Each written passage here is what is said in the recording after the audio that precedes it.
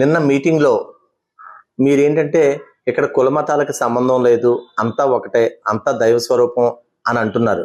కానీ ఒక భాష అంటే వేరేగా ఉపయోగించి దళిత అనే పదాన్ని కూడా ఇక్కడ ఉపయోగించినట్టుగా ఒక సమాచారం. అసలు ఏం జరిగింది? ఒకటండి, దళిత కూడా ఉపయోగించడం అంటే నేనే దళితుల్ని కించపరిచినట్టు ఉపయోగించింది కానీ, లేకపోతే ఇంకోళ్ళని బెదిరించడానికి ఉపయోగించింది కానీ కాదు. ఒక రోజున చంద్రబాబు నాయుడు గారు అన్నారు, ఎవరైనా ఎస్సీగా పుట్టాలని అనుకుంటారా అని అన్నాడు. ఏమని నేను మళ్ళీ పుట్టాలనుకుంటే ఎస్సీగానే పుట్టాలని కోరుకుంటాను. కారణం ఏంటంటే ఈ దేశానికి దిశ తీసుకొచ్చినటువంటి బాబాసాహెబ్ అంబేద్కర్ జాతిలో పుట్టినటువంటి వ్యక్తిని నేను గర్వంగా చెప్పగలుగుతాను. ప్రపంచ దేశాలు గర్వించేటటువంటి గొప్ప మేధావి జాతిలో నేను పుట్టినటువంటి ఇదిని నేను గర్విస్తాను. కానీ ఆయన మాట్లాడిన మాట మాత్రం ఖచ్చితంగా నేను ఖండిస్తాను, ఎప్పుడైనా ఖండిస్తాను. ఈ రోజు కాదు, ఇంకో రోజైనా. కానీ ఇప్పుడు ఆ దళిత పదం ఉపయోగించారా అని మీరు మాట్లాడారు చూసారా, దళిత పదం ఉపయోగించడం కాదండి. 83 సంవత్సరాలుగా ఈ యొక్క దైవ స్వరూపంగా భావించేటటువంటి ఈ సంస్థలో ఇప్పటి వరకు ఒక దళితుడిని చైర్మన్గా చేసినటువంటి దాఖలాలు లేవు.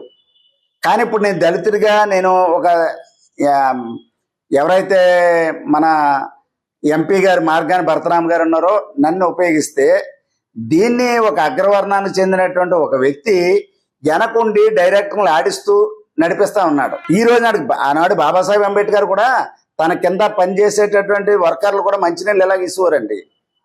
ఈ రోజు నాటిగా ఆ పరిస్థితి తీసుకురావడానికి మేము అందరం తల్లి పిల్లల కలిసి మసులుతున్నాం.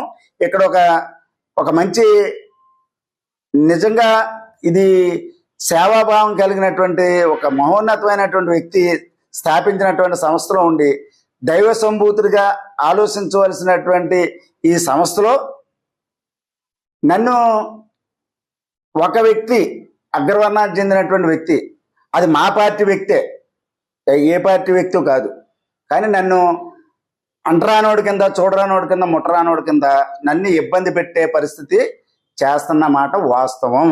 అది నేను పేరైతే ఇప్పుడు చెప్పను, కానీ సమయం వచ్చినప్పుడు చెప్తాను.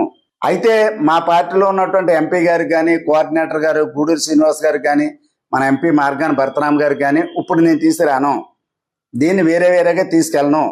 కానీ సమయం వచ్చినప్పుడు మాత్రం ఖచ్చితంగా ఆ విధానాన్ని చేస్తాను. మా డైరెక్టర్లు అంతా నిజంగా చాలా మంచి వాళ్ళండి.